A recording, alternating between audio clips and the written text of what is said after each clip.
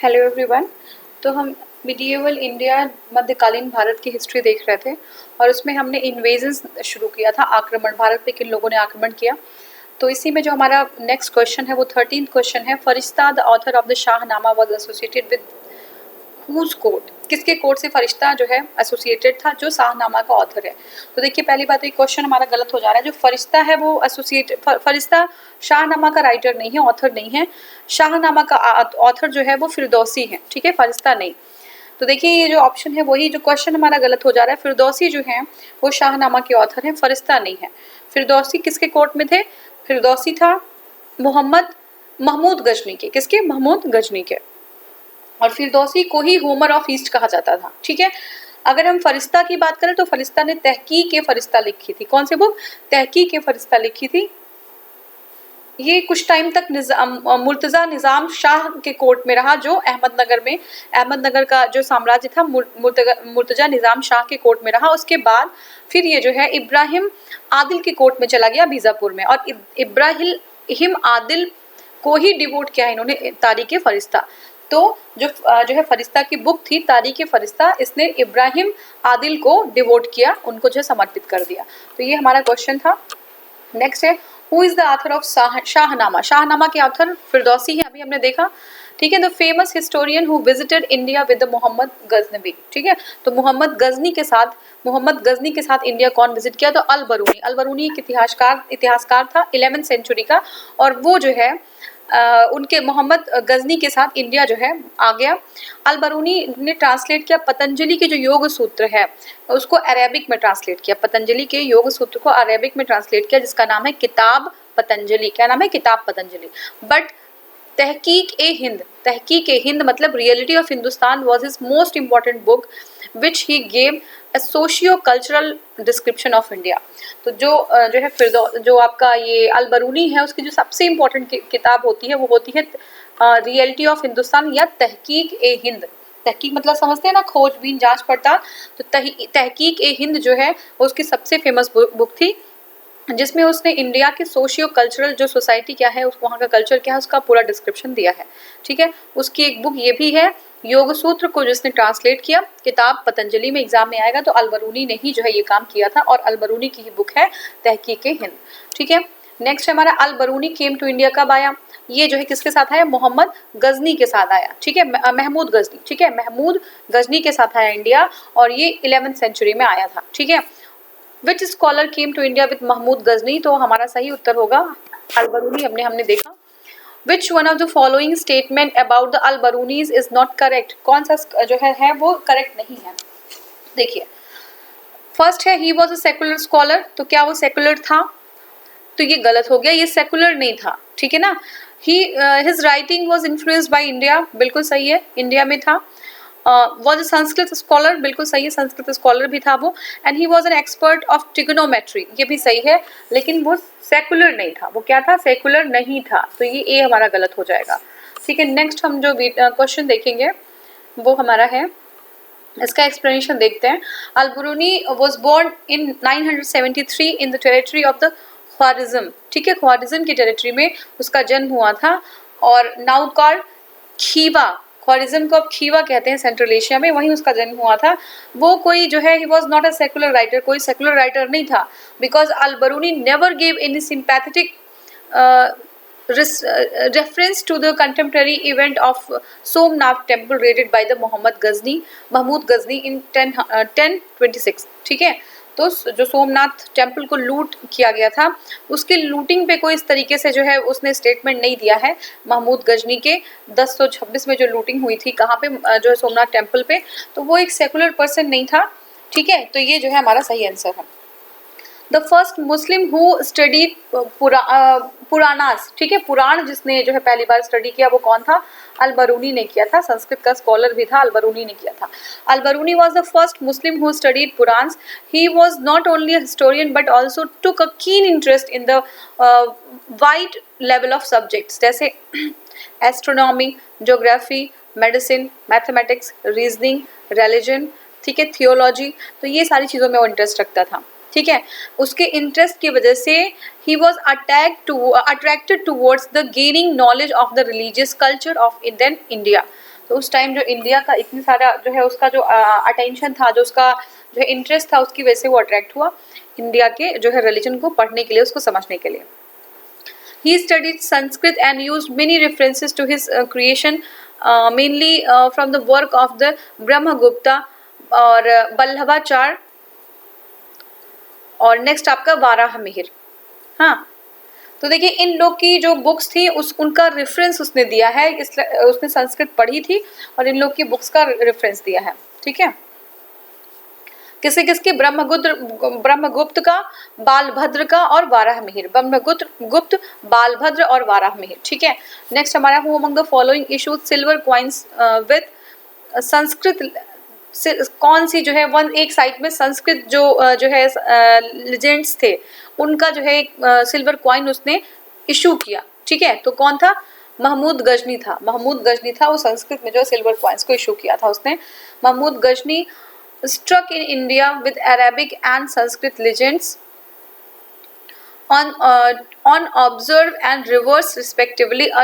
देखिए ये क्या था कि इसने जो है एक तरीके का एक कॉइन डेवलप किया था, एक कॉइन इशू किया था जिसमें जो है संस्कृत में जो है कुछ लिखे हुए जो है संस्कृत का जो है लिखा हुआ था एक तरफ का, एक साइड ऑफ कॉइन। ठीक है ना, तो ये जो है संस्कृत का किसने किया था? ये महमूद गजनी ने किया था। ठीक है, याद रखिएगा इस बात को।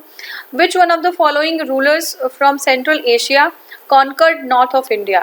तो नॉर्थ इंडिया को, सेंट्रल एशिया के किस शासक ने नॉर्थ इंडिया को कॉन्कर कर लिया था? तो ये आपका है महमूद गोरी। तो इसको पूरा नाम इसका है सियाबुद्दीन महमूद गोरी।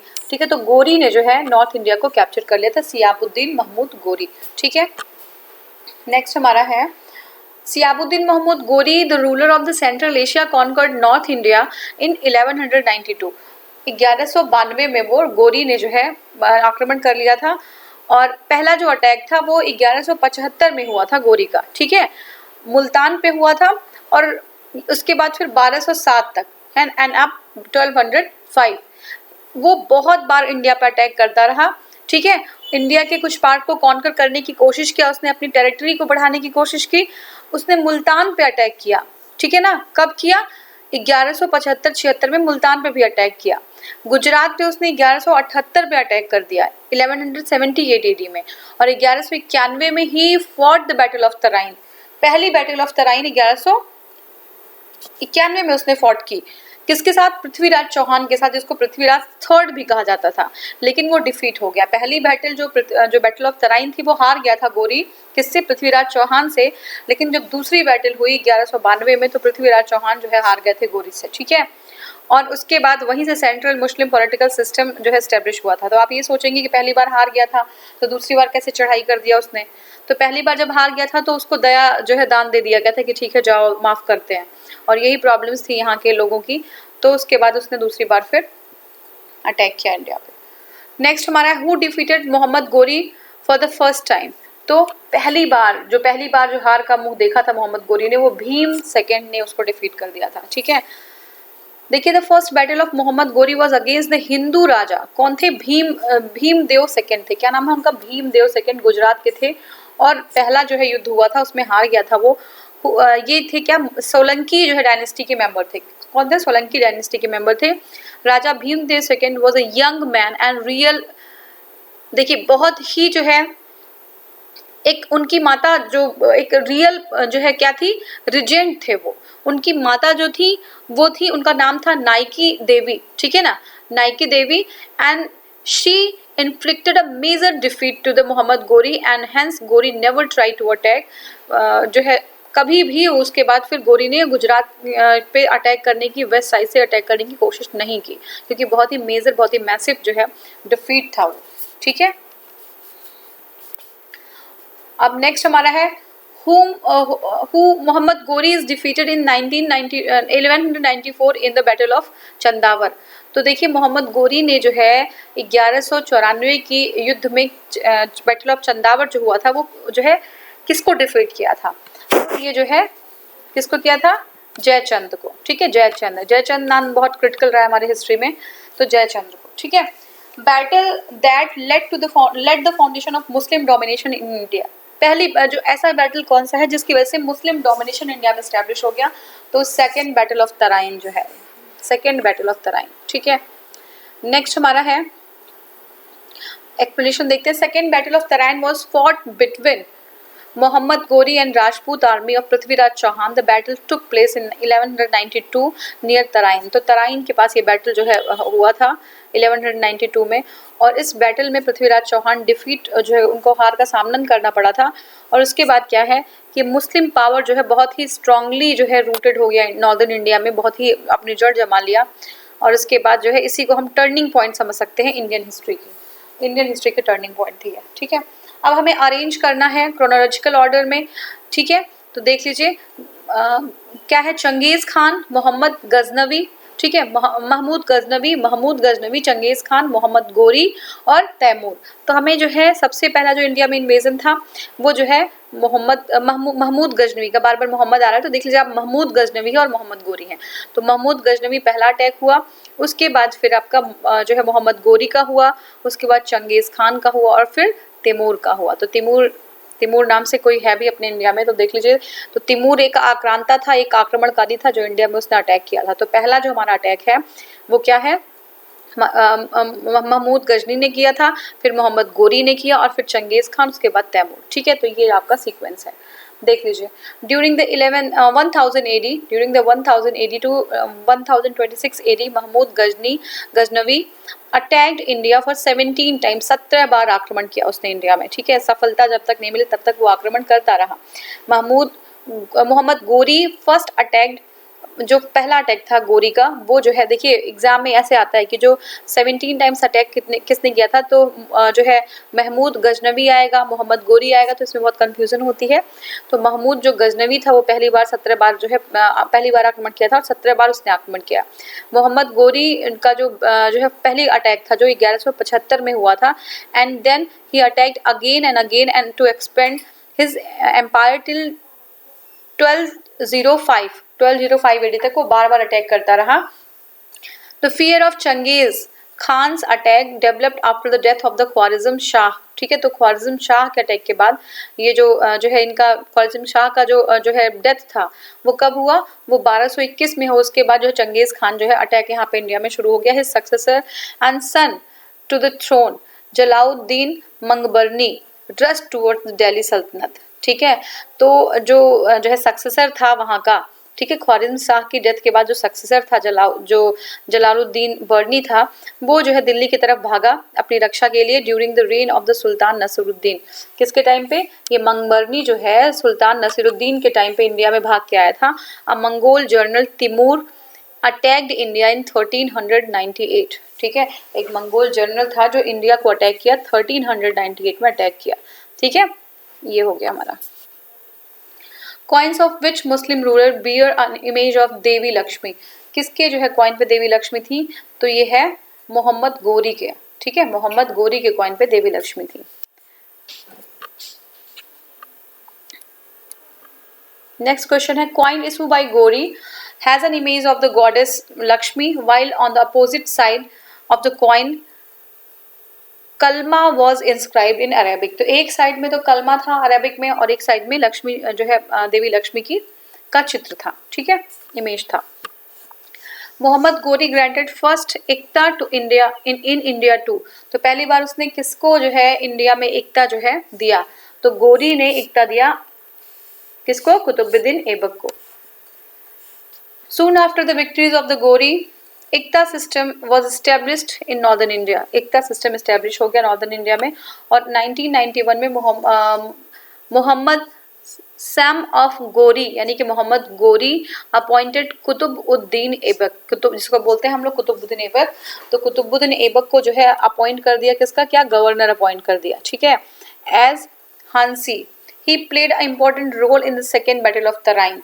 तो जो है ऐबक ने बहुत ही अच्छा काम किया था सेकेंड बैटल ऑफ तराइन में, जिससे वो खुश होकर जो उसको जो है एडमिनिस्ट्रेशन दे दिया, किसका, कुछ एरियाज थे उसका एडमिनिस्ट्रेशन दे देता है वो। ठीक है, he had taken care of the administration of north Indian territory conquered by them as representative of Ghori till 1206। तो जो कुतुबुद्दीन ऐबक था उसके जो है एडमिनिस्ट्रेटर की तरह, रिप्रेजेंटेटिव की तरह गोरी के, उसने जो है 1206 तक जो है इंडियन, जो नॉर्दर्न इंडियन टेरिटरीज थी जो गोरी जीत के गया था, उसको वो देखभाल करता रहा, संभालता रहा। लेकिन during this period Aibak also expanded Turkish power in north India.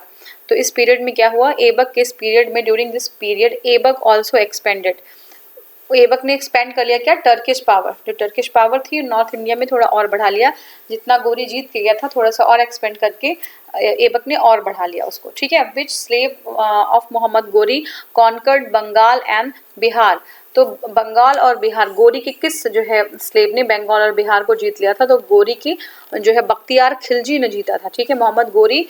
And Aibak did not even think of conquering Bihar and Bengal, ठीक है, ऐबक और गोरी ने सोचा ही नहीं था। ये टास्क किसने कंप्लीट किया, एक ऑर्डिनरी सा स्लेव था, एक सामान्य सा स्लेव था, बख्तियार खिलजी, बख्तियार उद्दीन मोहम्मद बिन बख्तियार, ठीक है, इसका नाम था पूरा Khilji.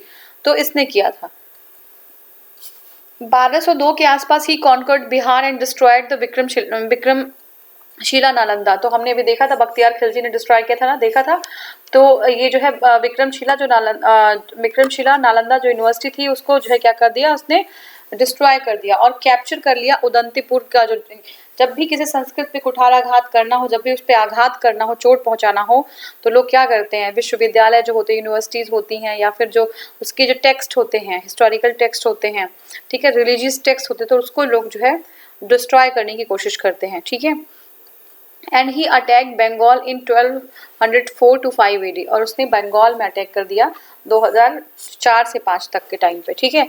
Where its ruler Lakshman Sen fled away without fighting in the battle field. तो जब बंगाल में अटैक हुआ तो उस टाइम जो लक्ष्मण सेन थे, मैंने बताया था लक्ष्मण सेन ने अपनी एक अलग डायनेस्टी बनाई थी, लक्ष्मण डायनेस्टी। तो वही जो होते हैं वो इस टाइम क्या करते हैं, भाग जाते हैं, युद्ध मैदान से बिना लड़े ही भाग जाते हैं। Turkish army entered the capital Nadia जो है उसमें घुस जाते हैं लोग, और डिस्ट्रॉयड टू मैसिव रॉबरी, उसको सब कुछ बर्बाद कर देते हैं और बहुत तरीके से लूटपाट हो जाती है वहाँ पे। In the absence of the king the city surrender. अब जब राजा ही नहीं रहता तो क्या होगा, सिटी जो जनता होती, जो प्रजा होती है, उसने सरेंडर कर दिया।